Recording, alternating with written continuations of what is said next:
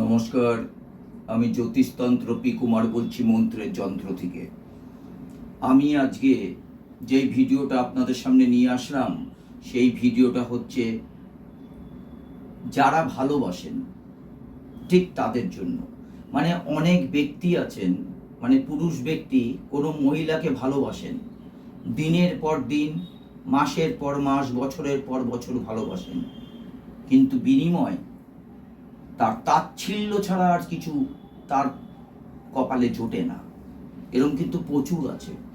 আবার এই ক্ষেত্রেও দেখা যায় অনেক মহিলা অনেক পুরুষকে ভালোবাসেন, তার পছন্দের পুরুষ, তার স্বপ্নের পুরুষ, কিন্তু পরবর্তীকালে দেখা যায় সেই পুরুষটি সেই মহিলাকে সেই তাচ্ছিল্যের চোখেই দেখে।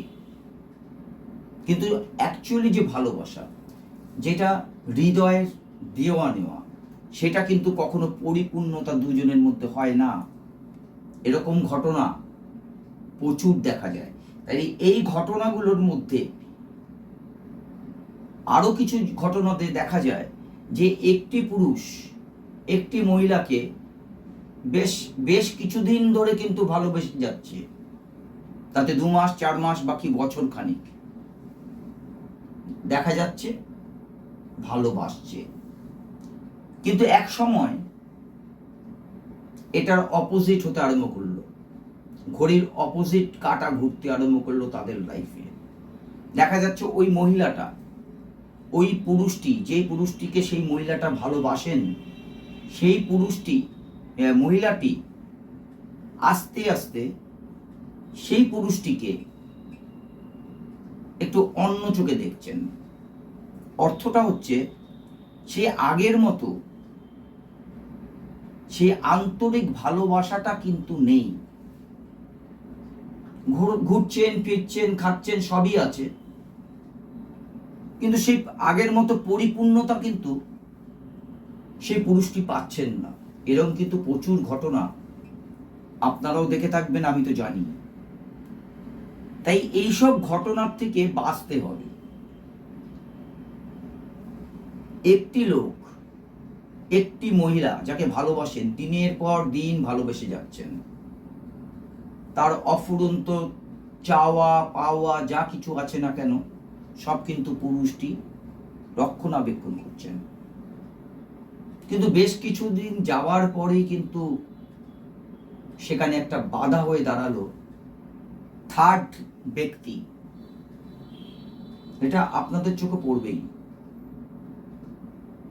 থার্ড ব্যক্তি অর্থ হচ্ছে কি, যেই মহিলাটা এতদিন যেই পুরুষটাকে ভালোবাসতো, তাদের মধ্যে দেওয়া নেওয়া একটা আন্ডারস্ট্যান্ডিং ছিল, ঘোরাফেরা ছিল একটা আন্ডারস্ট্যান্ডিং এর মধ্যে, ভালোবাসা ছিল অফুরন্ত ভালোবাসা।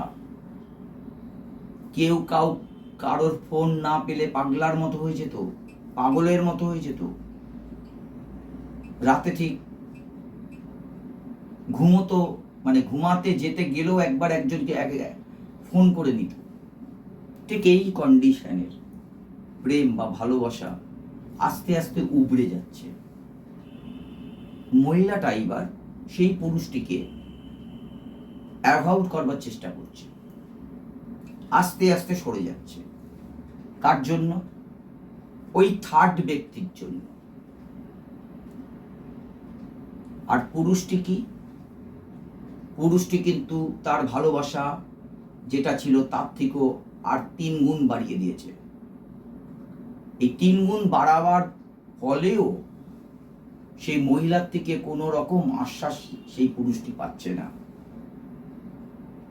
মহিলাটা আস্তে আস্তে সরে যাচ্ছে থার্ড ব্যক্তির দিকে। মানে থার্ড ব্যক্তি অনেক প্রলোভন দেখিয়েছে, যেই প্রলোভনে পড়ে এই মহিলাটা এত বড় একটা ভুল করতে চলেছে, যাকে দিনের পর দিন ভালোবেসে এসছে, তাকে ছেড়ে যাওয়ার চিন্তা ভাবনা স্টার্ট করে দিয়েছে। ঠিক এই ক্ষেত্রে আমার স্ক্রিনে এই ভিডিওটা আরম্ভ করার সময় স্ক্রিনে একটা ছক ভেসে উঠেছে। এই ছকটা একটা ভোজ্যপত্র জোগাড় করবেন, দশকর্মা ভান্ডারে পেয়ে যাবেন।